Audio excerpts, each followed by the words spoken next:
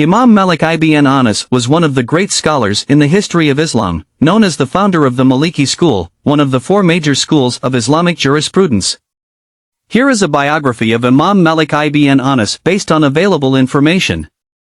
His full name was Abu Abdullah Malik ibn Anas ibn Malik ibn Abi Amir al-Asbahi. Imam Malik was born in 711 CE, 93 AH, in the city of Medina, also known as Medina al-Munawwara, the second holy city in Islam after Mecca. His birth in Medina gave him a unique advantage, as he grew up in a highly influential Islamic environment.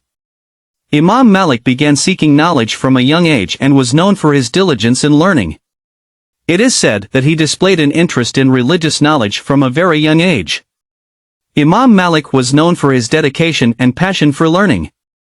He preserved the oral traditions of Islamic knowledge meticulously and carefully collected the hadiths he received from trusted teachers. Imam Malik learned from various prominent scholars in Medina during his time, including students of the Prophet's companions. One of his most renowned teachers was Imam Rabi'a al-Rai, a primary source of hadith knowledge he received. Imam Malik had many students who later became great scholars. Some of them included Imam al-Shafi'i, who went on to establish the Shafi'i school, and Imam Muhammad ibn Idris al-Shafi'i, who became one of the founders of the Hanbali school. Imam Malik also had students who played significant roles in the development of Islamic jurisprudence. Imam Malik passed away in 795 CE, 179 AH, in Medina. His most famous work is the Al-Muwatta, which is one of the most important hadith and jurisprudence books in the history of Islam.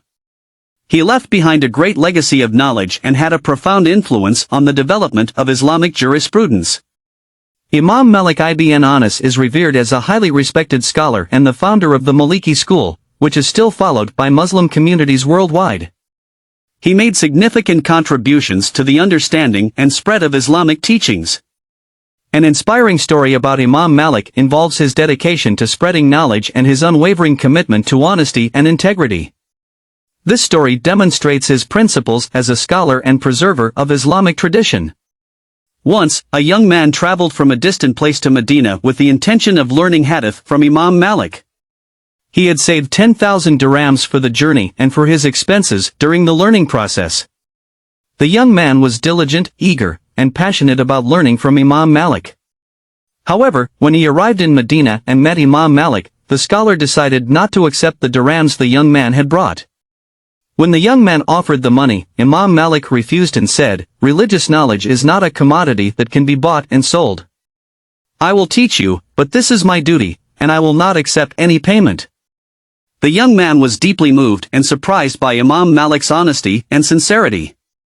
He learned from Imam Malik with great dedication and became one of the most talented and dedicated students. After several years of study, he became a highly influential scholar in the field of Islamic knowledge. This story illustrates Imam Malik's commitment to spreading knowledge for the sake of Allah, without seeking material gain. It exemplifies his integrity and dedication to teaching and has inspired many to value intellectual and moral principles in the pursuit and sharing of knowledge.